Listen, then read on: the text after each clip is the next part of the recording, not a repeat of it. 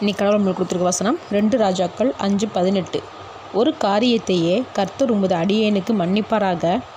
என் ஆண்டவன் பணிந்து கொள்ள ரிம்மோன் கோவிலுக்குள் பிரவேசிக்கும் போது நான் அவருக்கு கைலாகு கொடுத்து ரிம்மோன் கோவிலிலே பணிய வேண்டியதாகும்.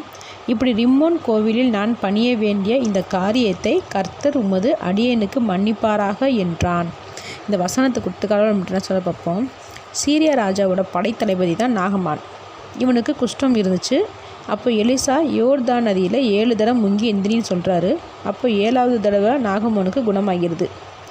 அப்போ இந்த நாகமோன் கர்த்தர் தான் மெய்யான கடவுள்னு உணர்ந்துட்டார். ஆனால் இந்த மனிதன் சீரியா ராஜாவோட படைத்தளபதியாக இருக்கிறனால சீரியா ராஜா வணங்குற விக்கிரக கோயிலுக்கு நாகமோனும் போக வேண்டிய சூழ்நிலை வரும்.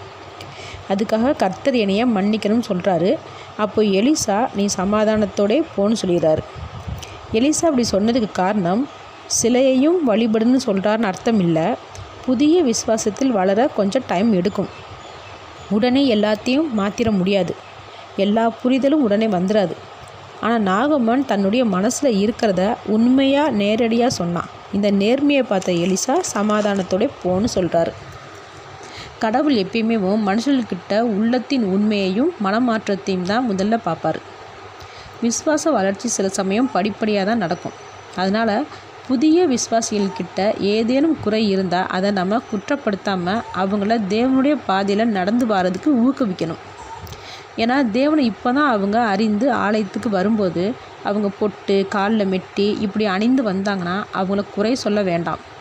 நாகமன் போல் குடும்பத்தை நினச்சி பயந்துருப்பாங்க.